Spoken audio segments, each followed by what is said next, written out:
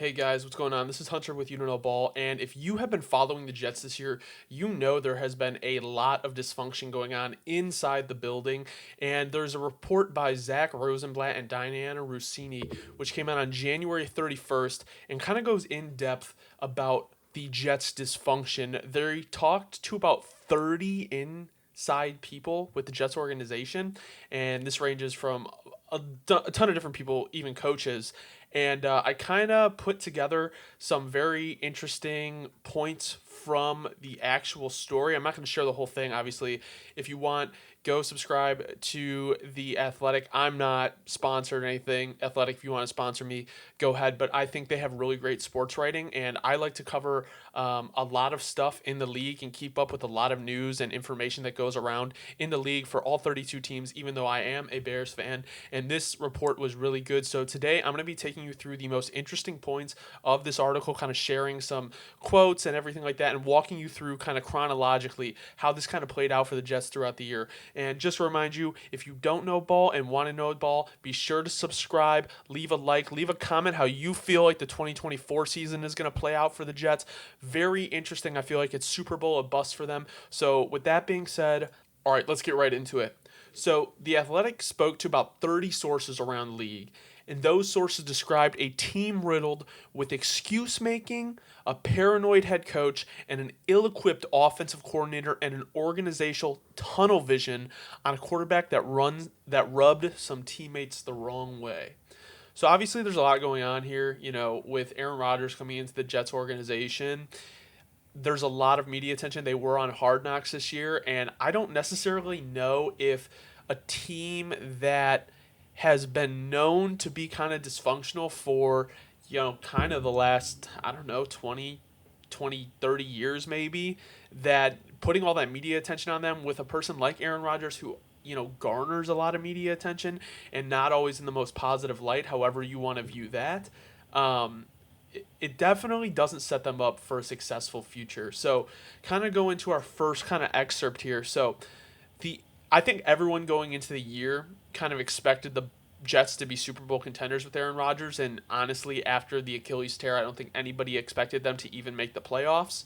So, it says the injury forced the Jets to recalibrate their expectations. Super Bowl aspirations replaced by a much lower bar, 7 wins, which has kind of been like the Jets' MO for the last couple years, has been like right around that 7 win mark. And they said it would be enough to get them to 2024 when Rodgers would return. So New York met the 7 win goal, but losing Rodgers exposed problems latent in the operation.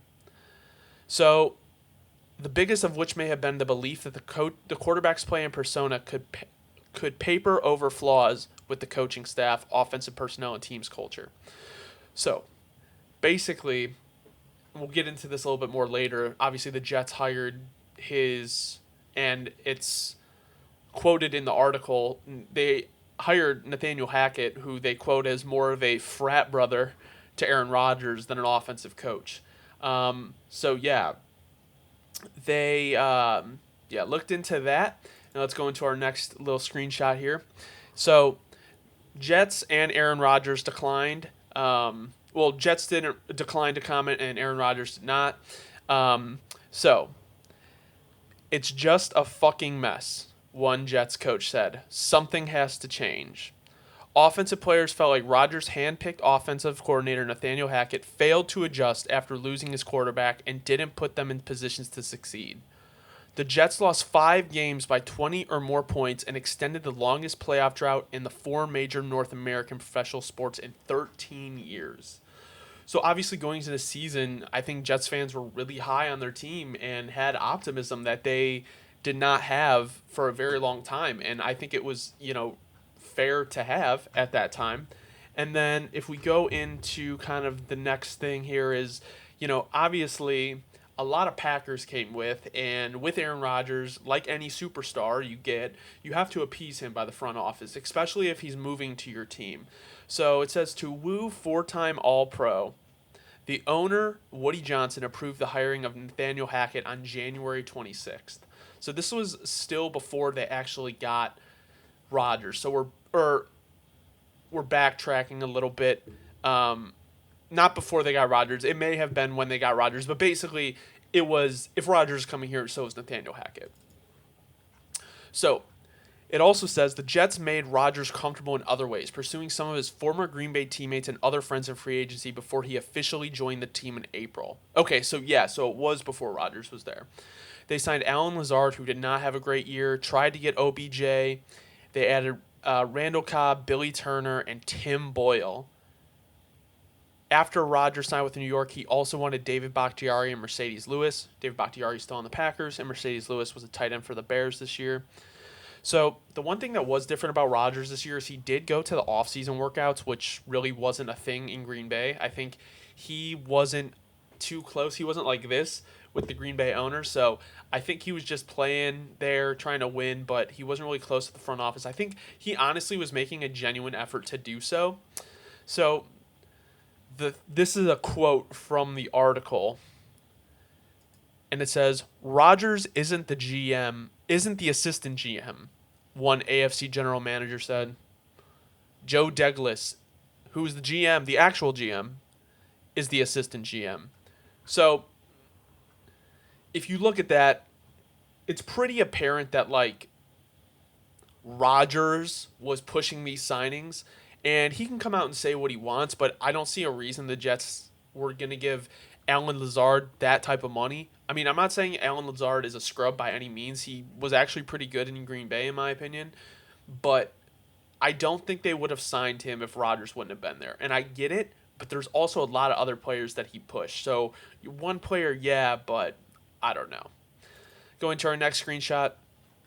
Over the summer, Rodgers collaborated with Hackett to construct the offense. Saleh, as usual, was hands-off on that side of the ball. Rodgers and Hackett's relationship dynamic is more frat brothers, like I mentioned earlier, than player-coach, and Rodgers appreciates having the free will to operate the system as he sees fit. The system is called quarterback-friendly, but Jets learned in 2023 that may only apply to one quarterback. So that's what Aaron wants, was a common refrain from Hackett as he told coaches what plays he wanted to run during camp. Often Rodgers would hear Hackett's play call and want something else, so the entire offense would reset. So basically, Rodgers wanted what he wanted, and if Hackett called it and didn't like it, he was going to change it to something he wanted anyway. So there was a ton of injuries to the offensive line, 13 different combinations in 17 games. Their talented defensive line consistently outplayed them in practice. Growing pains were expected, but one coach said it was concerning how little urgency Hackett and his staff had trying to fix, saying he'd never seen a team watch less practice tape in training camp than the Jets did with Hackett. Very concerning, especially when your franchise quarterback, short-lived franchise quarterback, is pounding the table for this guy. Like, you're basically selling your future. I know you didn't give up that much to get him, but at the end of the day, like, you have young guys who are going to be getting paid pretty soon, and this is kind of your window to win. Zach Wilson called Rodgers the big brother I never had. Rodgers helped Wilson regain his confidence, and Wilson was willing to sit and watch, but the dynamic between the two players changed after Rodgers' injury. So kind of the plan this year was Zach Wilson has kind of been a bust as the number 2 overall pick. And I think Zach Wilson is very talented. I just think it's a mental thing he can't put together on the field. And maybe, we've seen it with the Packers. They have been able to develop quarterbacks regardless of what you think of talent of Jordan Love. And I think Jordan Love's pretty good. But they were hoping that, Rodgers would play this year, Zach Wilson would sit, and they'd be able to really kind of let Wilson learn from a Hall of Fame quarterback and hopefully be able to revive his career once Rodgers left. Wasn't really the case. So when Rodgers went down, the Jets reached out to some veteran quarterbacks, Chad Henne, Carson Wentz, Colt McCoy, but decided they wanted to roll with Wilson instead. They did not reach out to Joe Flacco, and he ended up bringing the Browns to the playoffs. So Hackett struggled to adjust the offense to the team's new reality. Multiple coaches and players described Hackett as lacking in attention to detail. For most of the season, Hackett would meet with the offensive line coach, running game coordinator Keith Carter, and passing game coordinator Todd Downing during the week, but wouldn't get together with the rest of the offensive staff until last minute of game prep. Listen, I'm not an NFL coach. That doesn't sound normal. During games, Hackett struggled to make adjustments. Against the Dallas Cowboys in Week 2, Carter asked Hackett to give left tackle Dwayne Brown, who is old, more help blocking Cowboys star pass rusher Micah Parsons, according to multiple team sources. But Hackett never adjusted, and Parsons dominated 2 sacks, 4 QB hits, and a 30-10 loss. In Week 6, Rodgers started flying in from California for games and was an active voice on the sideline headsets, offering opinions and ideas along with Hackett. The offense struggled nonetheless. So, ahead of Week 11, there was a decision made. Basically, the Jets wanted to go younger, giving younger players reps, the hopes to develop them, because I think at this point they kind of knew the season was cooked. And running back Dalvin Cook, Cobb, and Lazard were kind of reduced playing time, including C.J. Uzama, in favor of younger players and rookies. Well, that didn't help at all. The Jets finished the season ranked last in third down conversions, red zone offense, and total offensive EPA, 31st in total yards, 30th in offensive points per game, and 30th in passing game yards.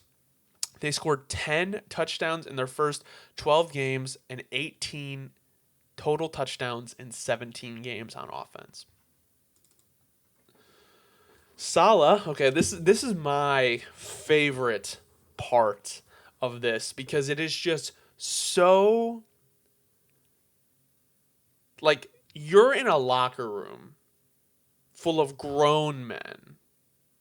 Like, grown men. Like, as a 25-year-old man, I want people to shoot, like, really straight with me. Like, I don't want, like, the bullshit, like, anything like this. So get this.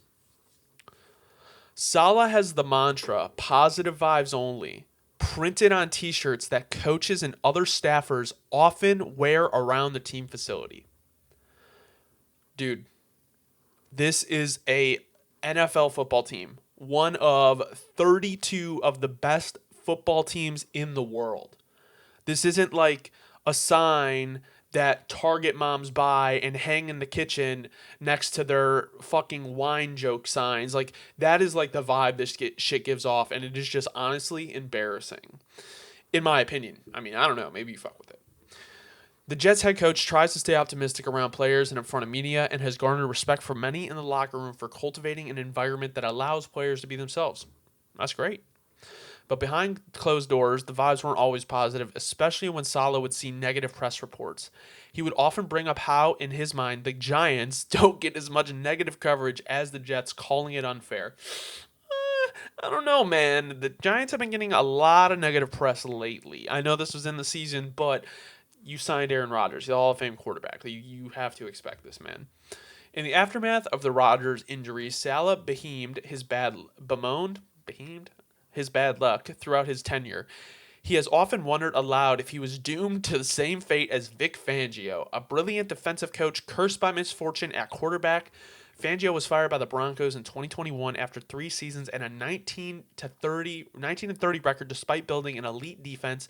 Saleh's Jets and his elite defense ranked number 1 in 2023 by PFF are 18-33 in his 3 years as head coach.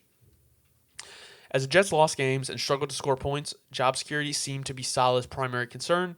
He wished Johnson or Rodgers would publicly endorse him for 2024. Well, the reality is, dude, you took a job with the New York Jets with a quarterback that really isn't it. Like, here's my thing. I know, like, everyone wants to be a head coach, but you look at what Ben Johnson's been doing. Like, whether they didn't pay him what he wants, like, he's gone through 2 head coaching cycles where he just hasn't gotten the job or he just walked away because he wasn't ready. I mean, these guys are really young, and, like, if you screw it up really young, you might not get another head coaching opportunity for another 10 years. Like, maybe it's better to just wait until you're actually, like, 100% ready. I know it's a hard opportunity to pass up, and I'm not in that position, but I just think sometimes these guys get into it and they put themselves in bad situations, like the Carolina situation. Like, Dave Canales, props to him for taking that job because I know that owner is fucking nuts.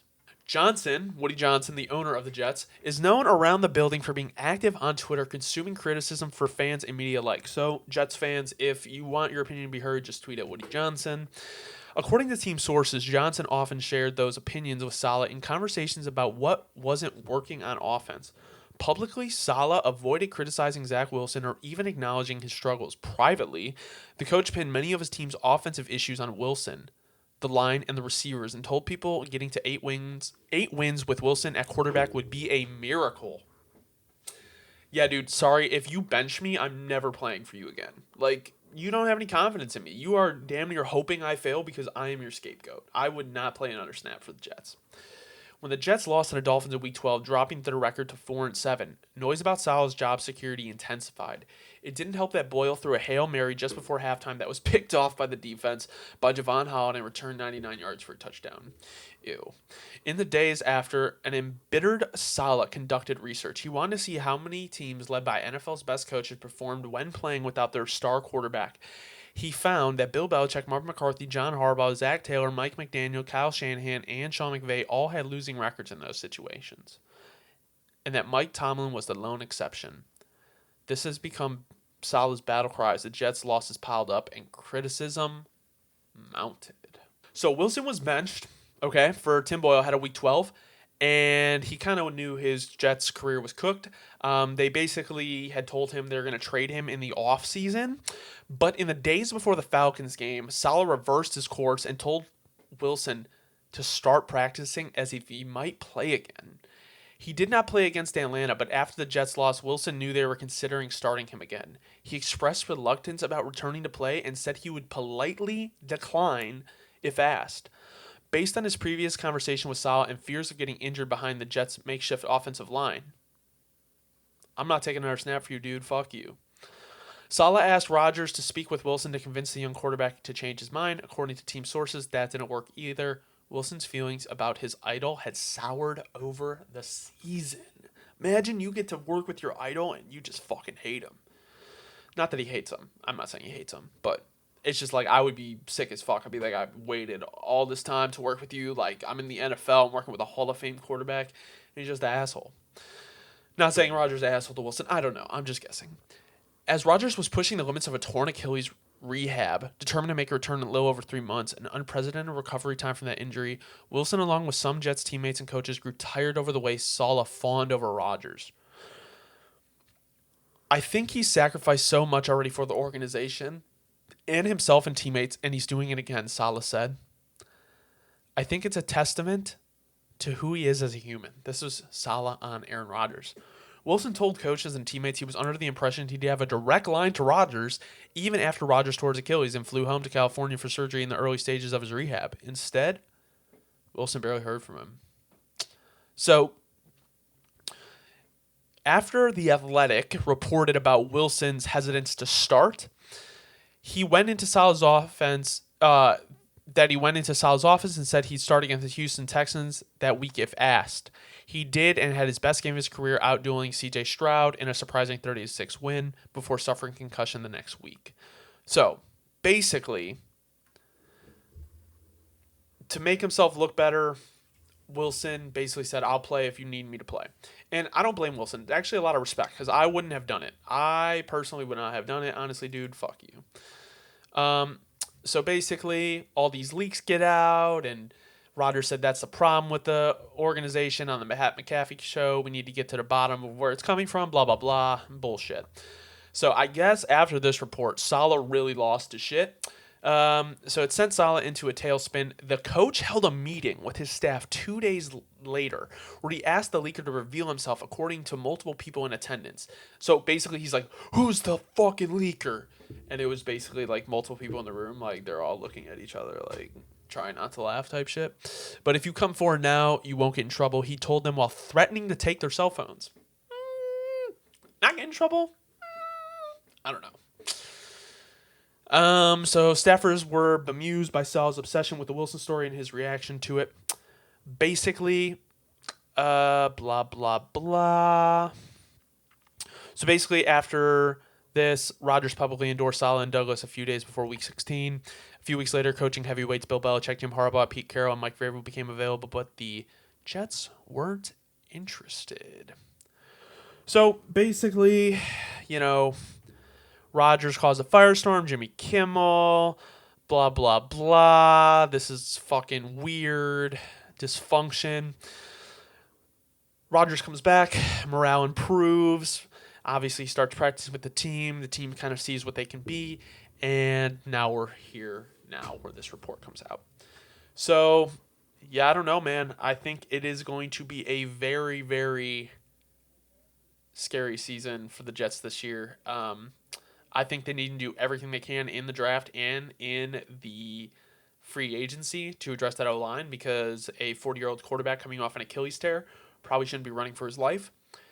Zach Wilson is definitely getting traded this offseason or cut or released. And I don't know if this is the head coach you guys want. I don't know. I mean, like, there's so much pressure on this Jets team going into 2023. And honestly, like, this story isn't too insane, but it's just like, I don't understand how you get any type of success with this going on in the building. Like, with the way Rodgers is, Saleh just seems like he is very egotistical. And, like, obviously, like, if you're that successful, you have to have some type of ego. Like, I'm not going to, like, front and say you can't. But it's like, it seems like it's kind of more, like, out of control. And it's like, I don't know, man. I just feel like Salah like played this very coach speak, and this situation was like so far gone that it's like beyond coach speak.